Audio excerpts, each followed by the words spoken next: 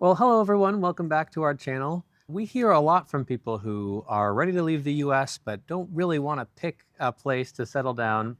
They tell us, Spencer, Sam, I'm glad you found Albania, but I don't know if that's for me. Today, I wanted to bring you an interview with someone who can speak to the fact that Albania doesn't need to be a place that you pack up and move to full time. You can live a life as a digital nomad and really explore the world and come back to Albania every once in a while as you desire. So with that, I want to introduce our friend Ryan. He has been traveling the world now for many years, and it's an exciting opportunity to, I think, bring your story. So welcome. Thank you.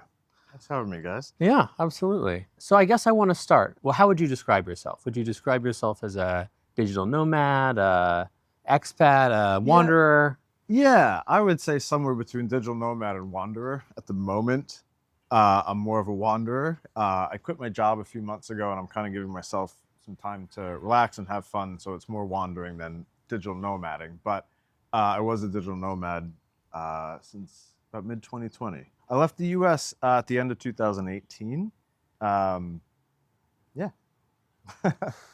So kind of going back to the roots of when you, what was it like growing up, and did you always kind of have that wanderlust in you? Definitely.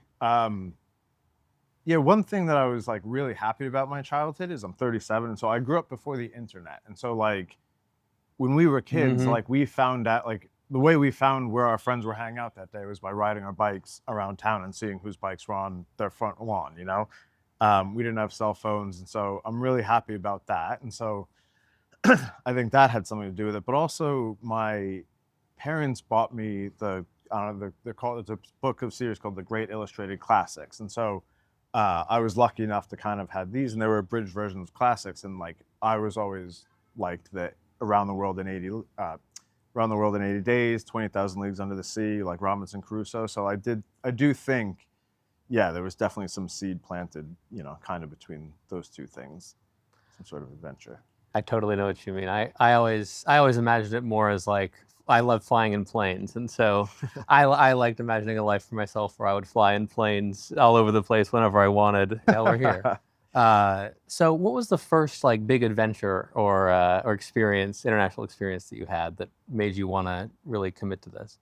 uh, my first big adventure is still to this day my favorite, which is when after the summer after I graduated high school and before I went to college. I spent 6 weeks living on a catamaran in the British Virgin Islands, kind That's of like so cool. yeah, it was. And it was like a summer camp thing. There were like 15 people on the boat, the captain, a couple, scuba instructors, but then everyone else was like kids my age that kind of were, like the type of people who were like, I want to go live on a boat for a few weeks.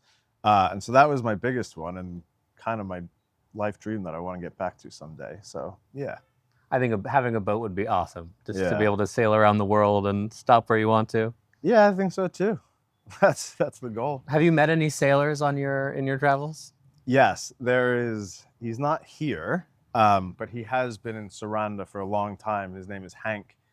He's in his 80s at this point, and as far as I know, he's still living on his boat. He was last winter, and yeah, you see cruisers coming in and out, and they anchor up for a couple of days. Yeah, I notice them. I notice them over here. You can tell, when they come in and out. Yeah, Sometimes they come to the store. yeah, exactly. Yeah, provisioning is a big thing. So then you go back to the States eventually. Yes, I after that summer, I went to college in Connecticut and made it 3 semesters before I decided to drop out of college, and I moved to Thailand to become a scuba instructor. And I did that for 5 months, and then ended up back in the U.S. And I moved to California, where I went to Sac State, got my degree in psychology, and yeah, so I did eventually make it back to the US after those two big adventures. And what was life like in California? Life in California was much different than life in New York, where I grew up. Not New York City, Long Island, but still, just the pace was much slower, chiller. Um, People are friendly, yeah, it's like New York is the city never sleeps, but obviously LA and San Francisco and major cities, but like it's just chiller. It's a little bit nicer, I think. So what did you do for work there? Yeah, so after I graduated college, I studied psychology, but focused on industrial organizational psychology, like psychology of the workplace sort of thing. I find that a very fascinating topic. Yeah, and I didn't even realize it was a topic until I took an intro to psych course, and I was like, oh, I'm interested, like, for example, like a TED talk or something. I was like, oh, that's interesting. Mm-hmm. And then I found out it was something, and so that's what I focused on from then. And then after I graduated Sac State, Sacramento, I went to San Francisco for the last year, and I was working as a freelance recruiter down there. So yeah, that's what I did in San Francisco before leaving. Yeah. And so, what ultimately inspired you to leave? Uh, it Uh, sounds like you made it to the dream, at least. Working in San Francisco. well, that's kind of the thing. To me it almost seems like one of those things that uh, it's really easy to be sold that dream by Mm-hmm. society. And realistically, I wasn't unhappy in San Francisco. I love San Francisco, or at least I did back then. I know it's changed a lot, but um, it was like one day I woke up and was like, I don't have to do this. Like, and then I kind of very quickly made the decision to be like, the same story, quit my job. I didn't have much to sell or whatever, and then just move. So And yeah. and so, where'd you go? So yeah, that was at the end of 2018, and I went to Thailand for the first place I ever since I left in 2018. Yeah. I haven't ever been to Asia. I haven't been to Thailand at all, but I meet a lot of people in Saranda who have been through and tell me Oh lots yeah. of stories. What is it like? I mean, it's completely different. Actually, that's not there. It's very different in a lot of ways, but also quite similar in a lot of ways. Um, I don't. The people there, at least the Southeast Asia, like the place that I've been, kind of Thailand, Vietnam, Malaysia, Bali, so Indonesia, but specifically, but like the people are super warm the moment you get off the plane, right? They're super nice, like Thailand, the land of smiles.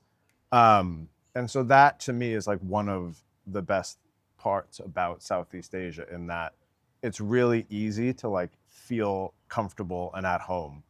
Uh, or at least that's my experience, but it's in a lot of people that I've spoken to as well. It's just the people, like the culture. The other thing about Southeast Asian is the food. Mm. It's just, in my opinion, it's top tier. And how about cost? Was cost a consideration too? And how do costs compare to this region of the world? Yeah, I mean, cost is always a consideration, or at least it probably should be. Um, If we were smart, it would be. yeah. When I dropped out of college to move to Thailand in 2009, I think my total expense, including apartments, was like $1,000 a month. Like Wow. every living expenses. Thailand is not that anymore. I mean, everywhere has gone up or whatever.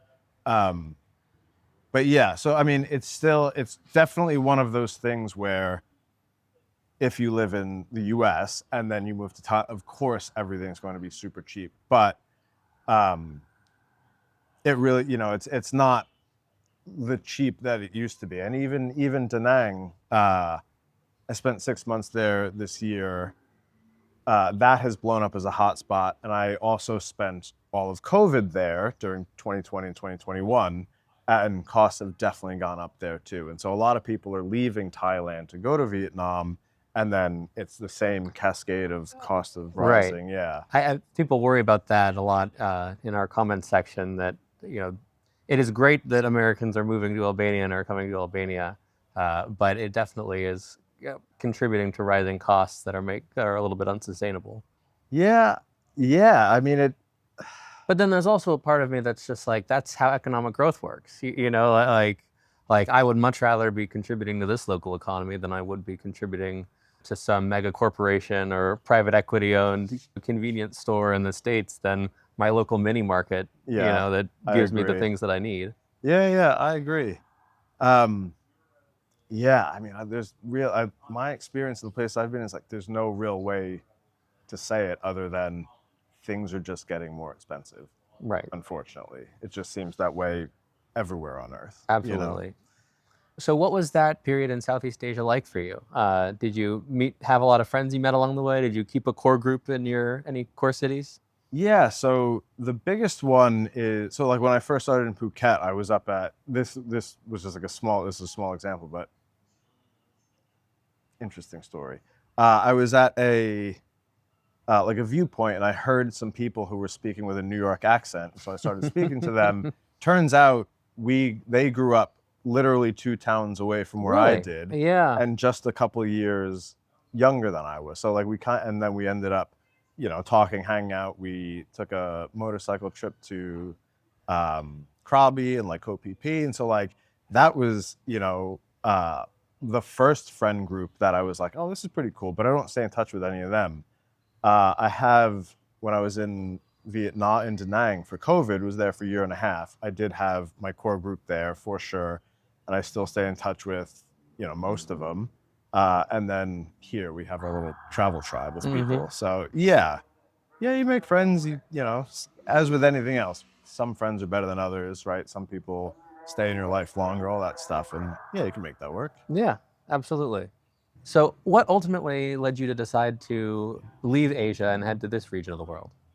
Yeah, good question. It's something that I hadn't really thought of before, which is like when I left the US and went to Southeast Asia, right, as many Americans do, I started meeting other people. Like I met a guy in Bali, and he told me his favorite city was Sofia, Bulgaria. And again, as an American, I was like, if you had asked me when I left, like, hey, do you want to move to Bulgaria? I'd be like, not really. And then I started talking to other people and started realizing again that there a lot of places that I just hadn't thought of, Right. and just kind of like was like, oh. And then like I've been to Georgia, Turkey, obviously Albania, Bulgaria, and yeah, probably we'll do a little bit more of Europe next year. But yeah, that was just getting out of the typical what are the destination places that Americans know, and then speaking to other people like, oh yeah, this place is great too. You've been all over this region. Tell me about your travels. What cities have you been to? What have you liked? How do they compare? Yeah. One of my favorite places I've lived was Antalya, Turkey. Interesting. And that was one of those things that, like, again, if you had asked me in 2018, I moved to Antalya in 2020, early 2022. 4 years before, I was like, would you like to move to Turkey? Like, what's in Turkey? Or, like, turns out there's a beautiful Mediterranean coast. And so Antalya, Turkey was wonderful for me. I was dating a girl back then, and we met another couple that we were good friends with, and it was just part of it was the people, and then part of it is just a beautiful city, like a nice promenade, beautiful blue water. And then probably my favorite in Southeast Asia is Da Nang, and definitely part of it is I spent a year and a half there during COVID, and so there's this like weird tie to it or There's a whatever. lot of charged energy around that COVID period that, Yeah. I remember a lot of things really vividly. Well, we in Vietnam was one of the best places on earth, and I'm not exaggerating when I say that. We went into 2 lockdowns that were like 4 weeks each, and then that was it. And it was like the rest of like COVID didn't even exist.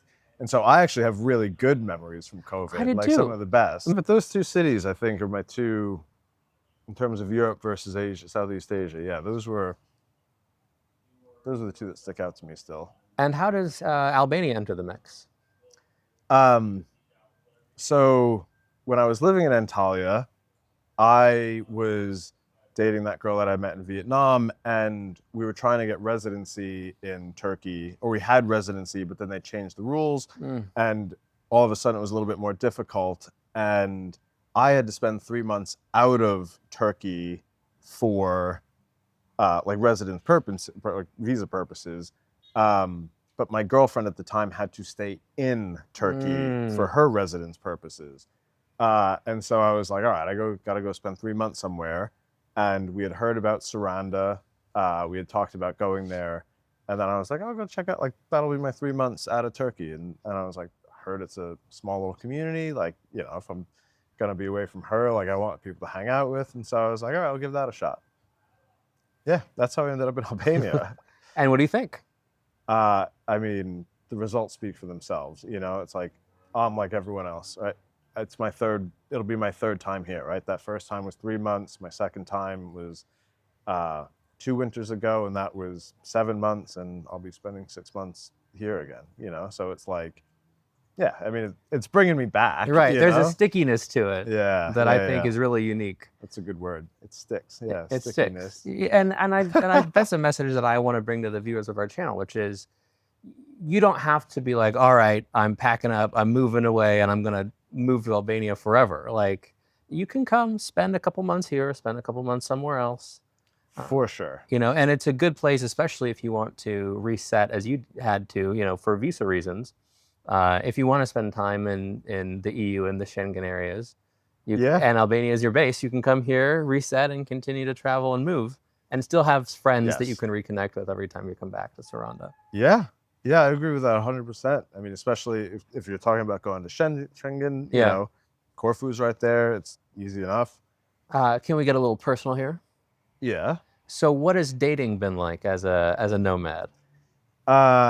It's difficult. Okay, all right. It just is. Yeah, I mean, so for example, like that girl that I was dating in Turkey, I met her in Vietnam on Tinder, like every other digital nomad love story. And we were together during COVID, and then they kicked us out. Vietnam basically told everyone on visa. And so we ended up dating for 3.5 years and traveling together. But we broke up a few years ago, and it's like, it's difficult to find someone. It's difficult to find people that you really mesh well with, because the nature of it is so transient that you don't really get that much time to, or you rarely get that much time to like build something with someone where you're like, all right, like we're going to be together and travel together. And like, you know, like, so that's been my experience. I have one friend who's a woman here, and that seems to be hers as well, you know, so you know, there's some nice parts in it, just, you know, and then there are just other parts where you're like, I can get a little lonely. Yeah. So it is what it is. I know that I rely on Sam a lot for moving and traveling, and I admire and appreciate people that are able to do it and navigate it on their own. So historically, you've been here in Saranda during the winters.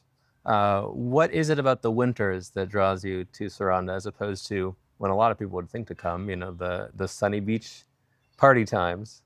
Well, it's interesting you say that, because it's November 6th, and it's like Yeah. this. Uh-huh. Um, There are people at the beach. yeah, Just exactly. a few. Yeah, they're out there.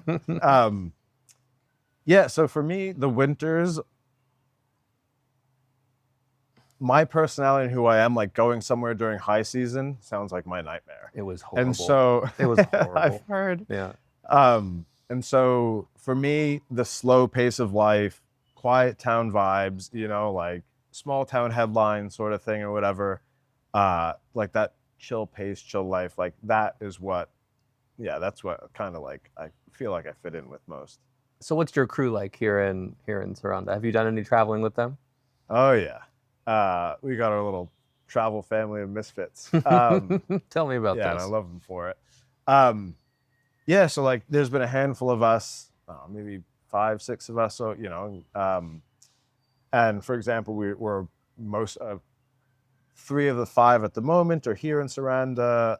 The other 2 are back in the US at the moment. They'll be joining us probably in like a couple months, spending a few months. And so as the year goes by, you know, sometimes we're all together for a few weeks, a few months, and we travel together. And then other times, you know, oh, we go off here and separately and, you know, kind of reconvene, you know, and it's like, you know, you have the same friendship like every other adult here, which is you send each other memes and then speak to them, you know, next time they're moving, you know, and you go, where are you going to be? And that's something, you're totally right. And that's something that's been so cool that I've realized is I've now been here in Albania and Saranda long enough to have people come back, you know, to realize, oh, okay, I can make friends and trust that they'll return or not, or, we'll, you know, and if you love them, let them go and all that. Right. We talked before the shoot about hobbies and how being a traveler, packing things up means you can't necessarily have like woodworking equipment or that type of thing. I think What I would say about my new hobby, it's been socializing. It's, all the time that I would have spent Right. doing something like gardening or working on the house, I now spend talking with people or hanging out with friends in a way that I don't feel like the social fabric in the US really allowed me to do. Everything was either work It's focused or interesting. really individualistic. Yeah, really good points on those. Yeah, I think that's a really good point. If you don't have something to do what you would traditionally do at home or whatever, yeah, you go to lunch with people, right? It's a nice day. Let's go to spend a couple hours on the beach. I think you're right that it does become a hobby, whether by choice or necessity, but it kind of just happens naturally, and it is as far as hobbies goes. It's a pretty Hanging good out with one. people's all right. I Yeah, think it's a good one. yeah, yeah. Good Yeah. for the soul. But you also you slackline. Yeah, every once in a while. Tell me about this. I'll have to have you send a photo so we can put up on the Oh screen what God. slacklining is. Okay.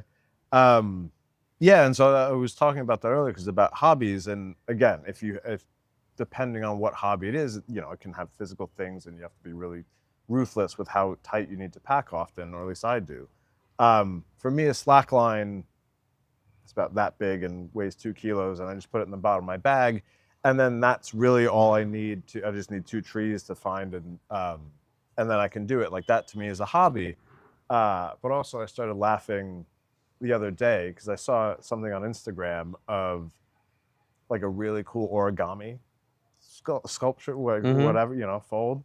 And I was looking on Temu and I Googled like origami paper, and I was like, clearly they're going to be YouTube chat. And it's like, again, paper that you can get for a couple bucks or whatever is one of those things that, like, as random as it is, like, that's something like that. But yeah, if you do have a traditional hobby, um, if it's like football or soccer, like it's easy enough to take a ball with you, but it's woodworking or, leatherworking, pretty tool intensive. And so that's, yeah, something to consider in how you spend your time that you would have otherwise been doing something for fun.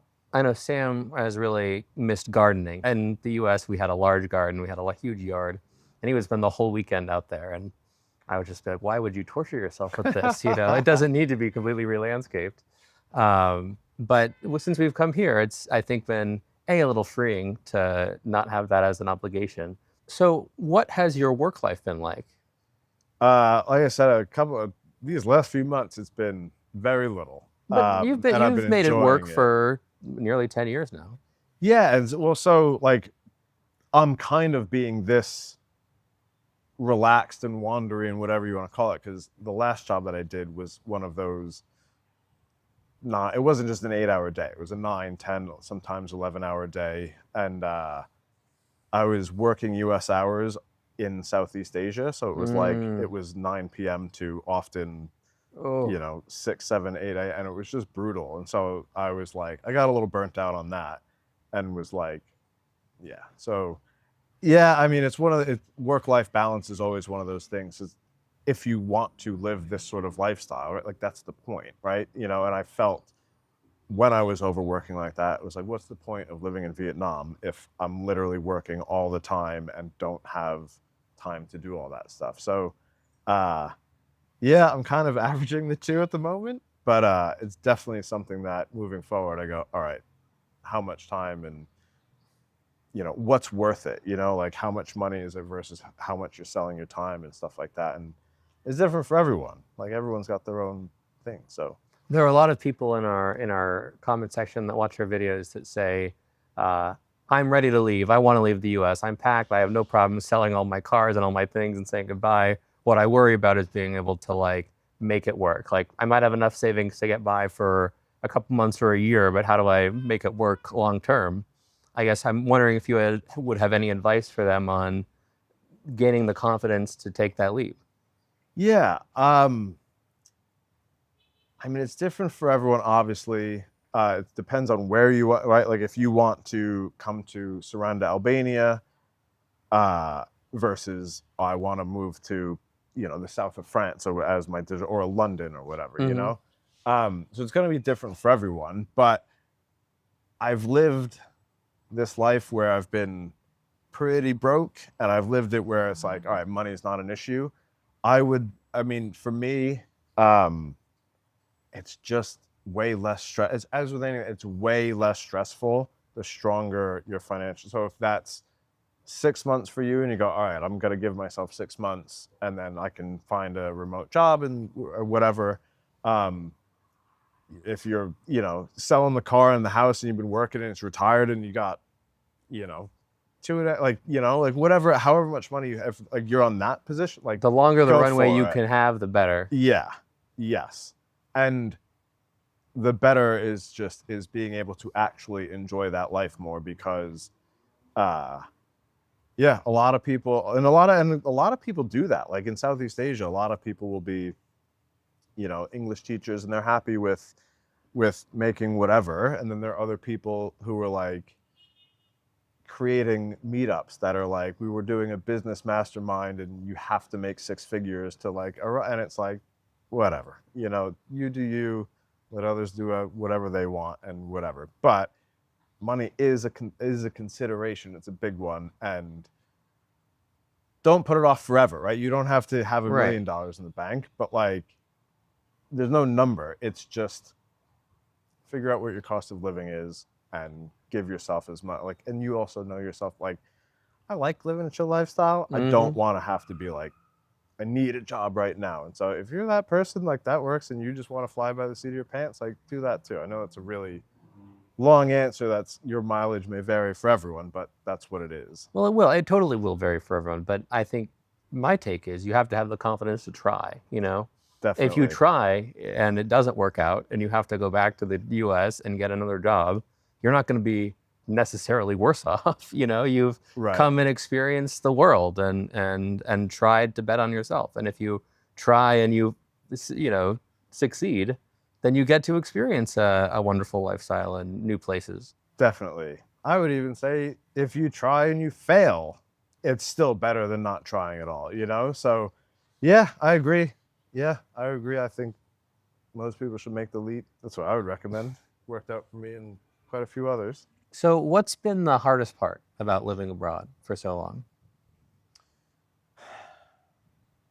That's a good question. I don't think there's anything really that stands out. But for me, one thing that is frustrating is having to live out of a backpack.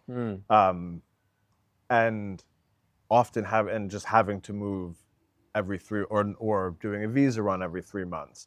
For me, I like staying in places for like at least 2 or 3 months for the most part. I don't like the quick turnover and stuff. That's not for me. Like I'm not, doing a gap year in my 20s anymore, like You're not a backpacker. no. And so like I Except need my maybe a little bit, Yeah. I need my routine. And so for me, the frustrating thing is like every 3 months, it's like, all right, I have to figure out what new visa rules are the thing. Then I have to figure out flights, how many days I get and all that stuff or whatever. And it's just a lot of logistics that is a thing, every 3 months you gotta, or however long it is, which is one of the nice parts about Albania is that you can relax for up to a year. Right. But that to me is the worst part of it is like that logistics stuff and going to the airport and getting on a plane and then getting another taxi and then finding a new apartment and all that stuff. When you look back at the person who left San Francisco, what would you tell that person? What lessons would you imbibe upon them? Oh, that's a good question. I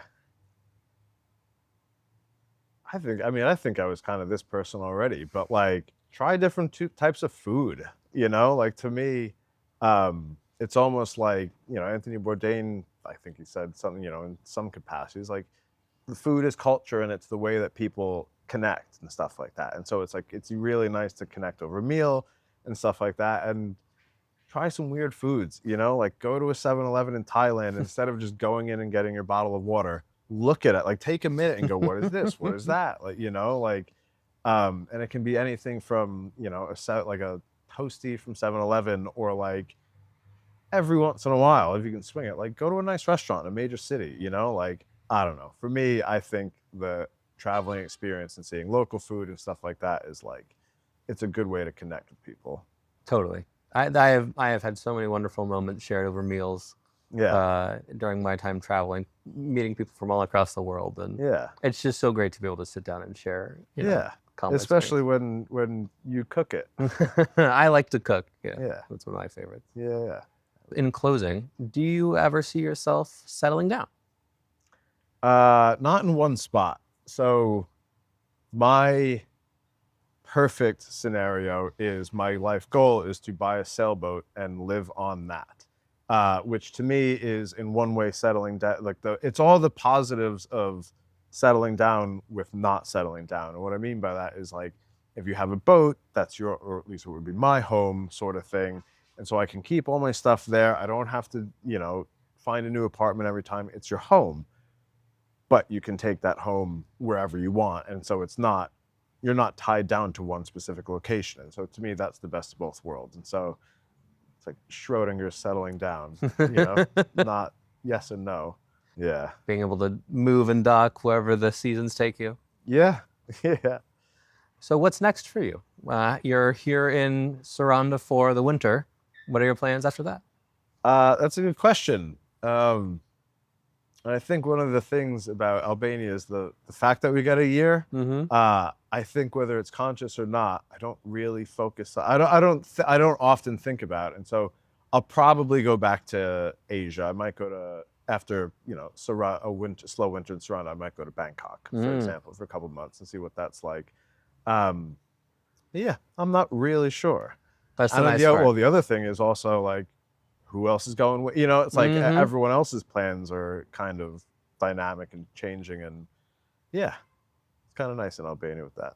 I absolutely agree. As they say in Kokomo, you get there fast and then you take it slow. Yeah. Is there anything else that you want to share with our audience? I mean, I would say kind of the same thing that you've already heard, which is, that so many people say is you're better off taking a chance and trying it and giving a genuine shot than I think kind of waiting too long or, God forbid, you end up on your deathbed and you want to travel and you never did. Yeah, go for it. Don't be reckless about it. Take some calculated risks and enjoy it. It's worth it. Well, Ryan, thank you very much. And thank you, audience, for watching this video. Please give a like, give a follow, leave any comments that you would like, and visit our website, smileabroad.al, for any assistance that you might need on making a trip to Albania or even a permanent relocation. Until next time, Ryan, thank you and take care. Thank you guys.